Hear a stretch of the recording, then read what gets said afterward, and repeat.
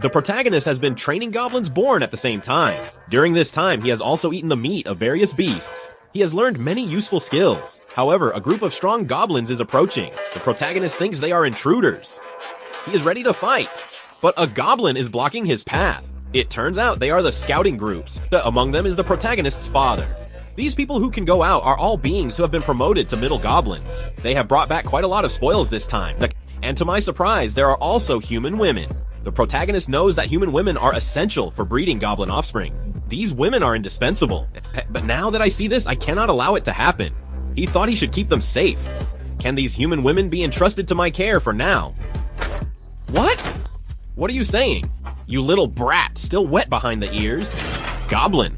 So the new and old goblins were at odds.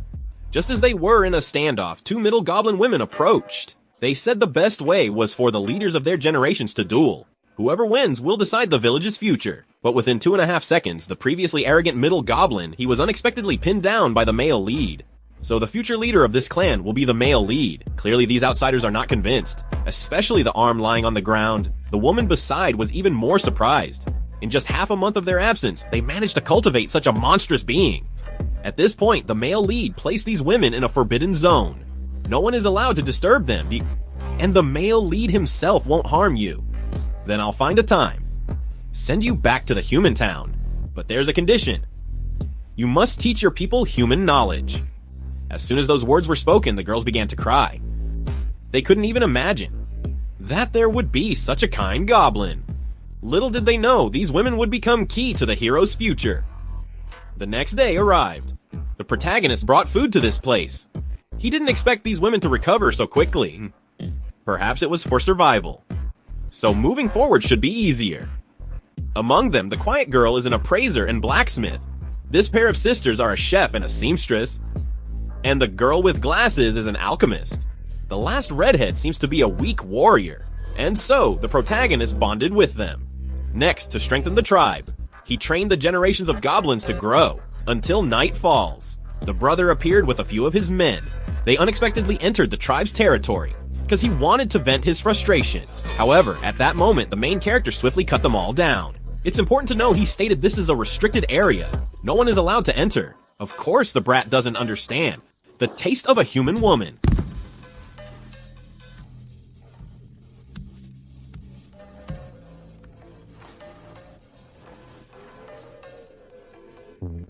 Sorry, I scared you.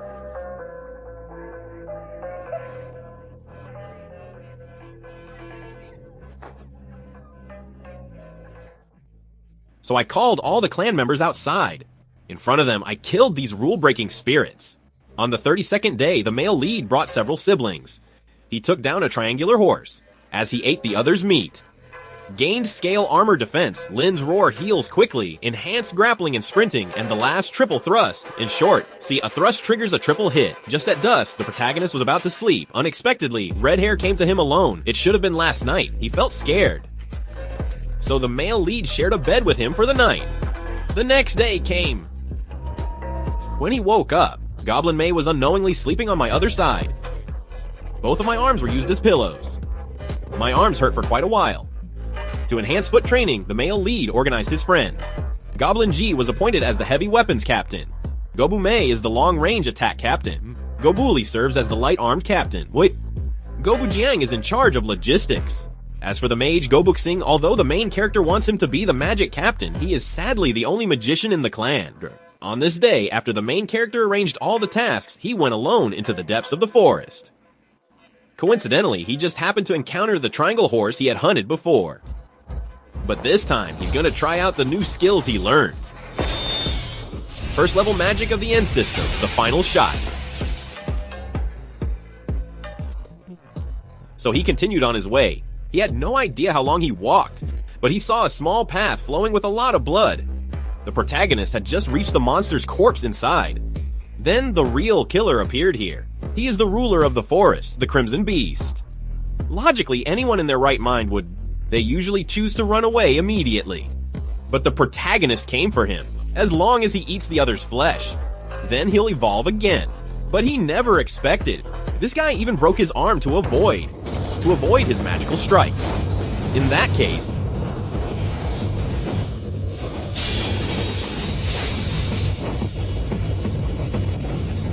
It's harder than I thought.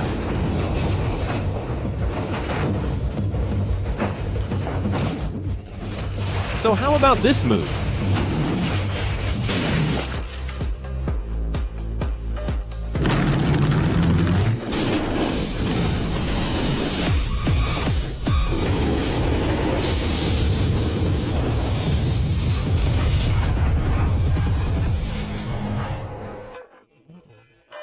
Now the protagonist is confused.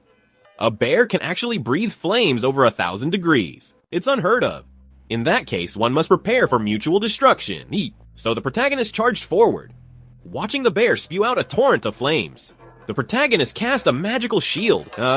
He braved the 1,000-degree heat to move forward. For this reason, because the opponent's only weakness is the mouth. Just as we were about to reach the Red Eagle, a sword was thrust into his mouth.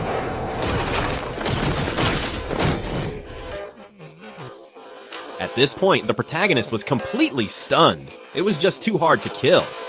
He had a sword stuck in his mouth, yet he still showed such endurance. He showed no signs of weakness, but it only made the protagonist more eager to devour him. Want to eat ya.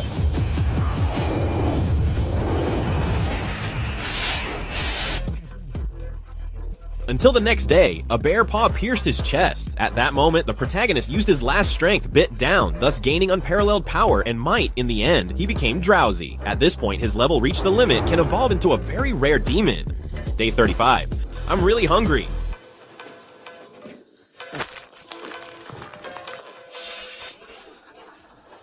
The Mountain Lord's roar. An imposing glare. All attribute resistance. Right, we need to skin it. Weird? Is this knife so small?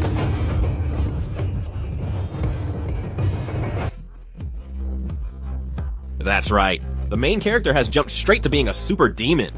When he returned to the village, the oppressive figure was worlds apart from his kin.